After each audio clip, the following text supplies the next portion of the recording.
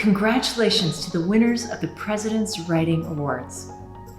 Writers are people who have to not only communicate well and produce beautiful prose, they're people who have to be able to do deep analysis, just like a scientist or a social scientist or an engineer take in all the information and think about it in new ways.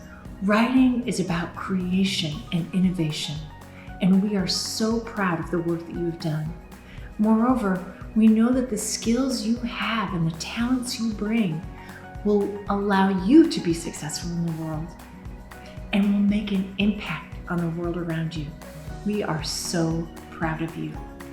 This is the 38th year of this honor, which is a part of our way of recognizing how important writing is, not just to the university, but to our society.